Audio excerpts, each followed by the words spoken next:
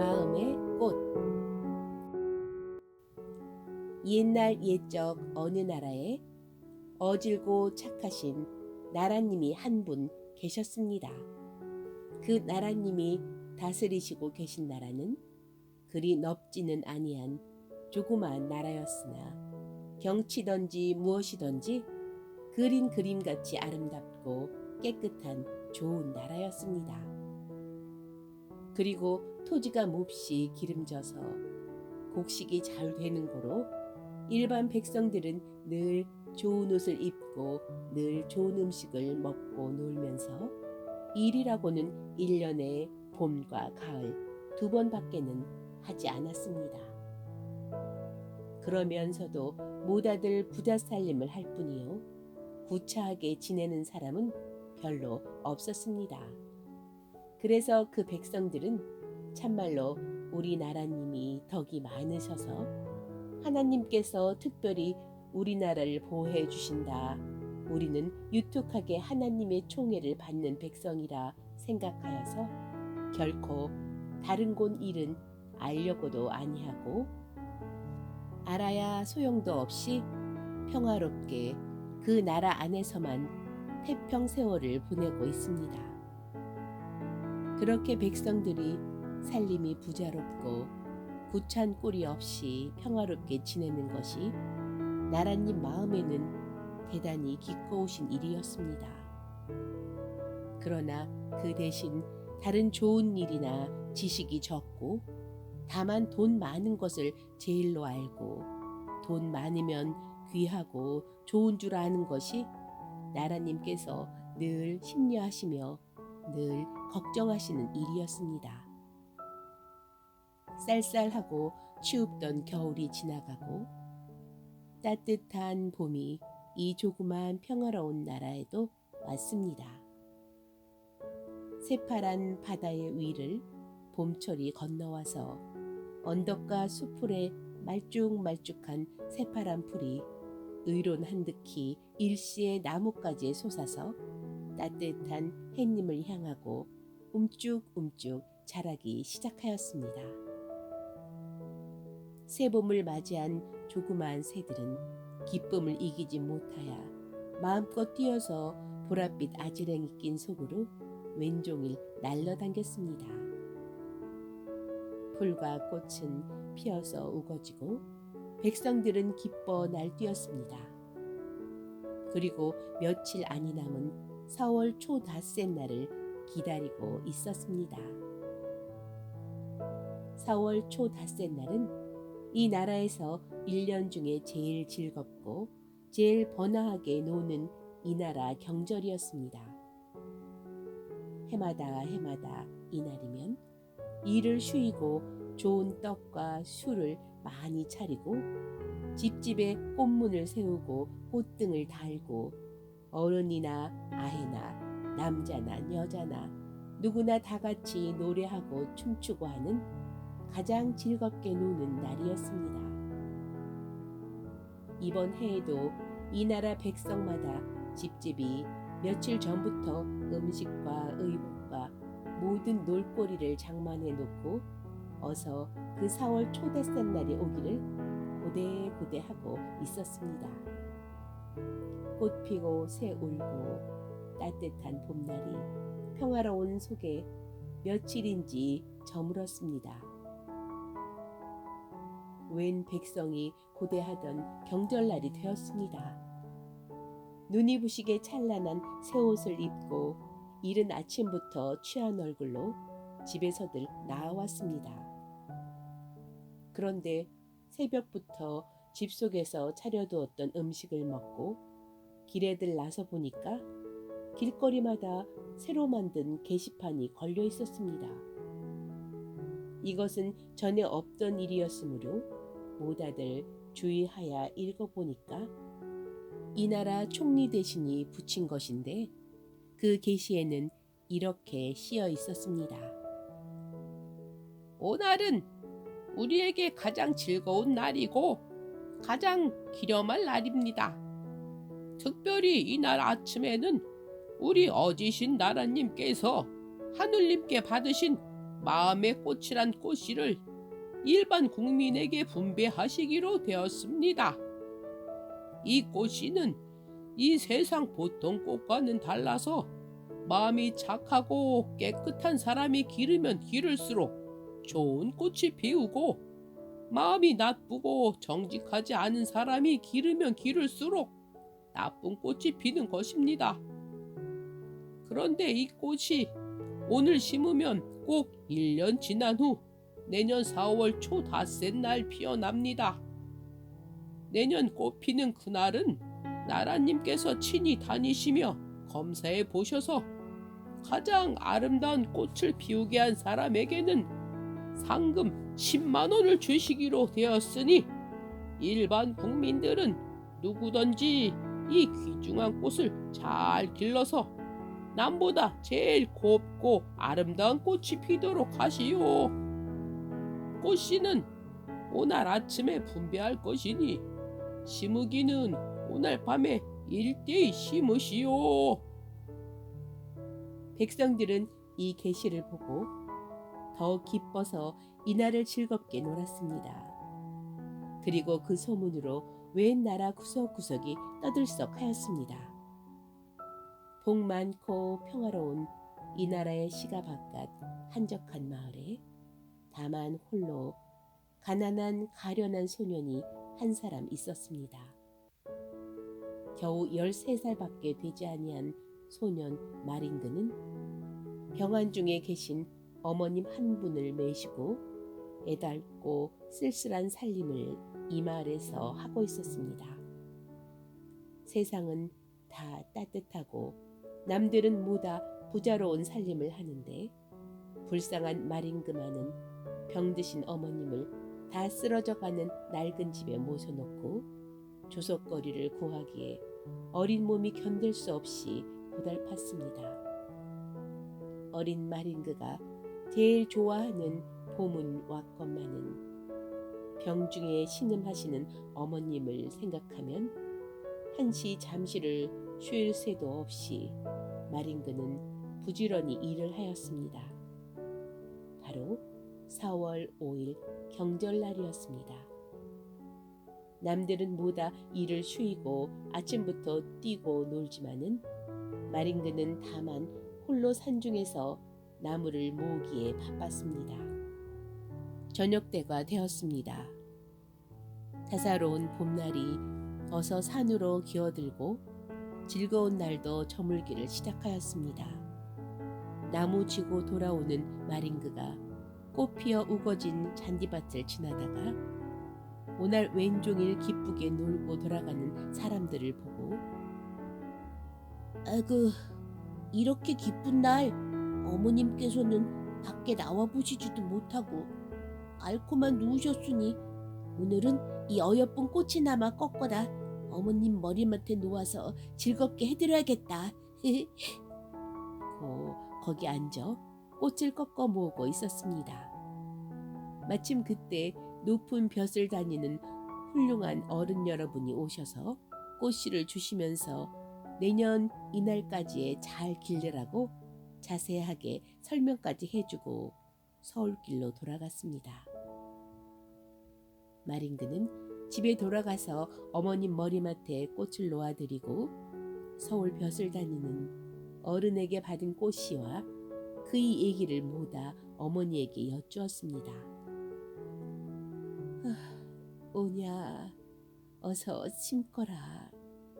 너는 세상에 제일 마음이 착하고 고우니까 반드시 내게는 제일 좋은 꽃이 피어서 나라님께 10만 원 상을 받게 될 것이니 어서 정한 데다 심어라 하시면서 끔찍이 기뻐하셨습니다. 마린그는 어머님 말씀이 더욱 기뻐서 즉시 그 씨를 조그만 나무 상자에 심었습니다. 그리고 병드신 어머님과 가련한 마린그는 날마다 싹이 나오기를 마음과 정성을 다하여 기다렸습니다. 어느 틈에 봄도 저물어 가리고 새파란 여름이 왔습니다. 백성들은 벌써 일을 그치고 이제는 매일 놀러 다니며 모이면 마음의 꽃 얘기를 하게 되었습니다. 아우, 당신 댁에는 잘 큽니까? 크고 말고요. 훌륭한 싹이 나와서 자꾸 큽니다. 당신 댁에는 잘 큽니까? 얼만큼이나 컸습니까? 우리 집 것은 수정같이 깨끗한 싹이 금방금방 커갑니다. 이런 이야기가 예서도 제서도 만나기만 하면 시작되었습니다. 그러나 아무도 남의 집에 싹 크는 것을 보아본 사람은 없었습니다. 되도록 남보다 더 좋은 것을 피우게 하여서 혼자 상을 탈 욕심에 일절 남에게 보이지를 않았습니다. 봄이 다 가고 여름이 오고 여름이 또 깊어가도록 쉬지도 못하고 일을 하면서 그러면서도 마린과 병든 어머니는 날마다 정성껏 물을 주어 힘껏 주의하여 길러도 웬일인지 영영 싹이 나오지를 않았습니다. 그 구차한 살림 속에서 앓으면서도 일하면서도 마음껏 그 꽃나무를 기르는 가련한 모자는 얼마나 그 꽃나무 싹에 희망을 붙였겠습니까? 그러나 이 가련한 연약한 모자에 얄팍한 그 희망이 남아 헛되이 돌아가게 되는 것이 두 사람에게는 가장 가슴 쓰린 일이었습니다. 싹은 안이 나와도 그래도 어머님과 착한 마린그의 정성은 끊치지 않아서 자꾸 물을 주고 하였습니다. 가을이 와서 나뭇잎이 떨어지고 가을이 가고 또 눈이 오고 그 눈이 또 녹고 따뜻한 봄이 또 찾아왔습니다. 4월 5일에 즐거운 경절이 또 돌아왔습니다. 1년 내에 기르고 길러서 좋고 어여쁜 꽃을 피우게 한 백성들이 오죽이나 이날을 고대하였겠습니까? 시원하게 따뜻하게 평화롭게 날이 밝고 아침해가 속기 시작하였습니다. 검사를 시작하는 종소리가 멀리 나라의 구석구석까지 울려 퍼졌습니다. 10만 원이나 되는 나라님의 상을 누가 타게 되려는가? 백성의 가슴은 다듬이질 하듯이 뛰놀았습니다. 착하고 어주신 나라님이 꽃으로 꾸민 황금 마차를 타시고 그 뒤 마차에는 총리 대신이 타고 천천히 나아가시면서 마음에 꽃핀 것을 검사하기 시작하였습니다. 포근포근한 봄볕이 거동하시는 행렬을 따뜻이 비추었습니다. 1년 두고 기른 아름다운 꽃을 곱게 들고 내야말로 10만 원을 탈 사람이다. 내 꽃이야말로 나라님께 상을 타게 아름답게 피었지 하면서 길거리에 상같이 모여든 백성들이 만세 만세를 불렀습니다. 그 모든 사람의 화분에는 가지각색의 꽃이 훌륭하게 피었으나 하나도 나라님이 고개를 끄덕이시도록 핀 꽃은 없었습니다. 아무리 잘 핀 꽃을 보시어도 웬일인지 낯을 찡그리시며 몹시 노기가 나타나셨습니다. 꼭 자기가 상을 탈 줄 믿고 있던 사람들이 뜻밖의 일에 낙심하여 달겨들면서 아우 대신님, 제 꽃이야말로 다른 꽃보다 몇백 값들 잘 피었습니다. 자세 보아주십시오. 벌써 보았네. 보았어. 꽃은 잘 피었네. 아유, 10만 원을 타게 되겠습지요? 에이, 동전 한 푼도 못 하겠네. 이렇게 총리 되시는 대답을 하면서 나라님의 뒤를 따랐습니다. 보는 꽃마다 나쁘지 아니한 좋은 꽃이 피었으나 웬일인지 나라님께서는 낯을 찡기시면서 작고 마차를 재촉하여 가셨습니다. 따르는 시종들도 그 까닭을 도무지 알지 못했습니다. 그 까닭을 아는 이는 오직 총리 대신 한 사람뿐이었습니다. 아주 랑망하신 나라님께서는 고만 꽃은 보시려고도 아니하시고 그냥 대궐로 돌아가시기로 하셨습니다. 10만 원의 상금을 실은 마차는 헛되이 나라님의 마차의 앞에 서서 돌아가게 되었습니다. 그때 돌아가시는 나라님의 마차가 마참 어느 한적한 길을 지날 때 그 길가에서 어린 소년 한 사람이 울고 있는 것을 보시고 그 이유를 물으라고 하셨습니다. 총리 대신은 곧 내려가서 그 우는 이유를 물었습니다. 울고 있던 소년은 가련한 마링그였습니다. 마링그는 눈물을 씻고 대답하였습니다. 용서하여 주십시오.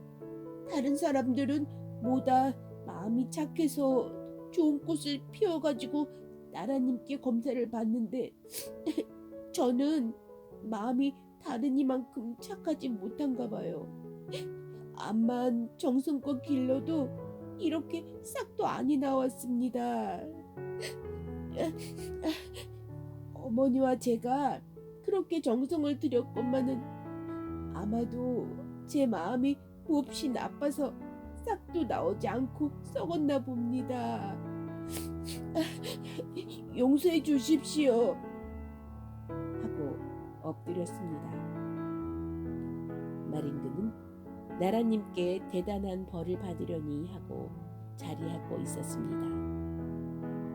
총리 대신이 그 소리를 듣더니 벼랑간에 큰 소리로 폐하시오, 기뻐하십시오. 마음의 꽃을 피게 한 사람이 여기 있습니다. 조그만 어린 소년이 올시다.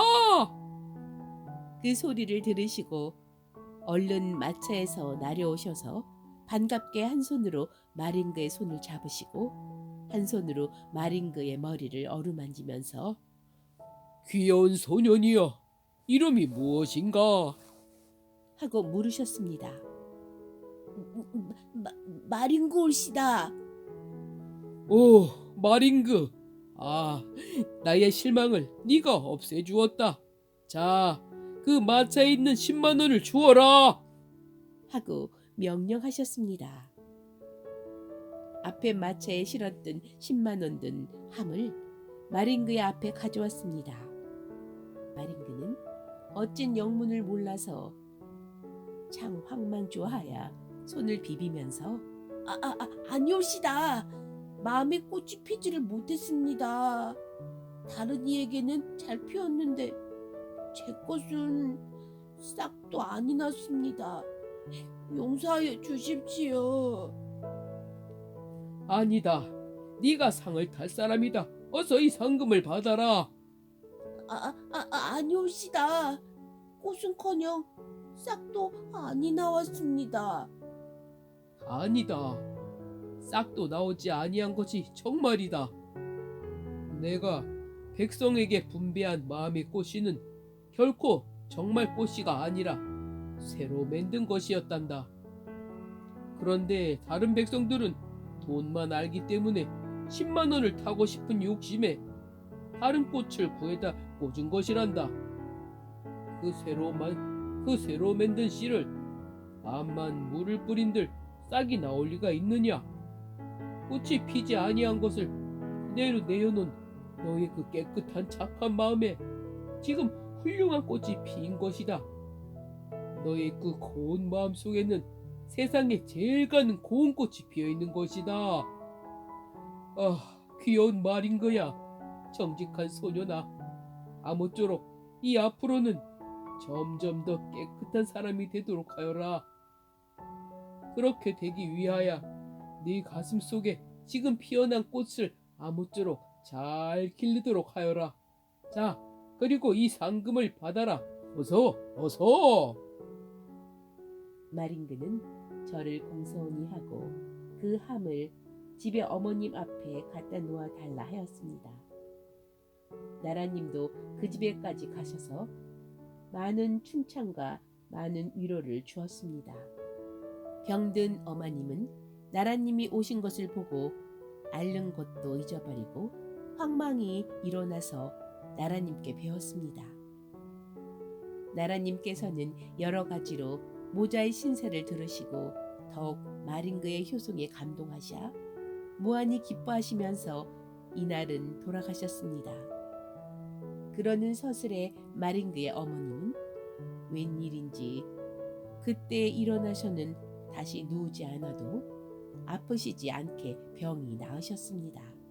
그 다음 날 일반 백성 중에 꽃을 구해다 꽂은 백성은 벌금 100원에 처하시는 일과 함께 효성스런 소년 마링그는 다만 한 분뿐이신 나라님의 따님과 결혼하여 사위를 삼으실 일을 함께 발표하셨습니다.